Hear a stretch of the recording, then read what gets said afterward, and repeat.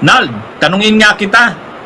Kasi ikaw naman ito yung nagsabi nung una na sa tingin mo, matatagalan o kaya hindi nababalik si Loren. Parang wala pa nga hanggang ngayon, ano? Ano bang nangyayari? Sabi ko nga sa iyo, hindi niya i-risk makulong kahit isang araw. At alam niya, vulnerable sila. Tatlo yung possible na mga components ng kaso. Yung una, yung sinasabi ni Boying na conflict of interest. Yung ikalawa, yung non-delivery ng kasunduan ng franchise.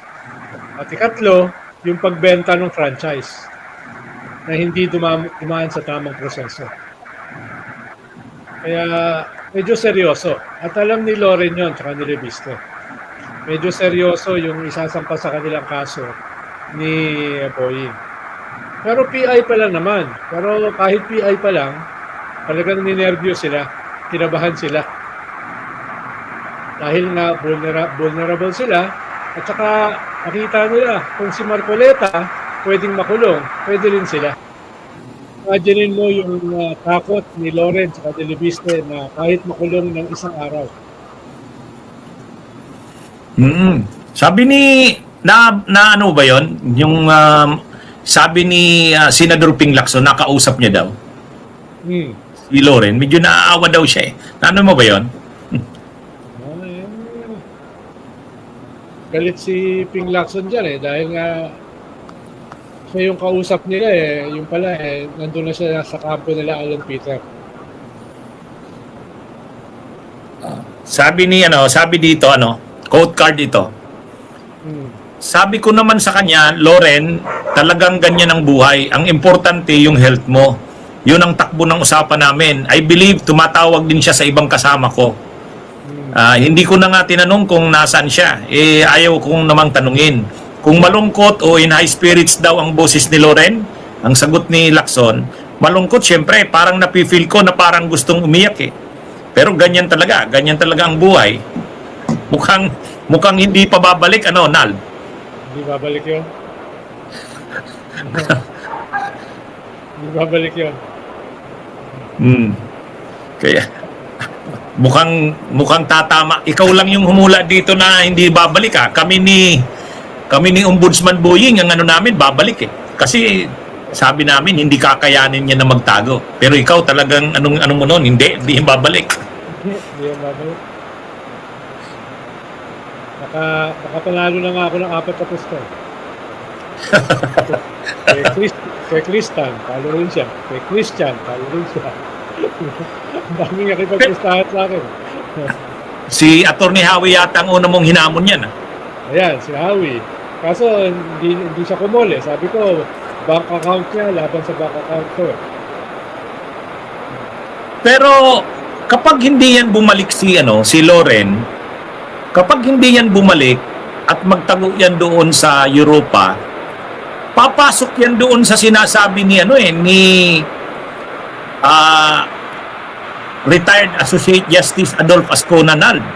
Si Adolph Ascona kasi ang point niya among sa mga senators, yung nakakulong na mga senators, ang ingay ng natin Naririnig mo ba na? Naririnig ka naman Okay lang. Oo nga, parang umuulan.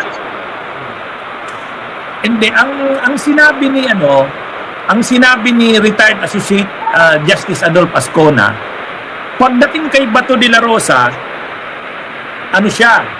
sa tingin niya dapat i-declare na yan na constructive resignation kasi nagtatago Ay kung si Loren din tumagal din yan habang ongoing ang impeachment trial, pwede ring i-declare yan na constructive resignation. Para kay retired Associate Justice Adolph Ascona, yung mga constructive resignation din resign yan. Ay alam naman natin, pag resign ka, talagang hindi ka na pwedeng i-count sa pagboto ng Kaya anong masasabi mo diyan sa ganyan, Al?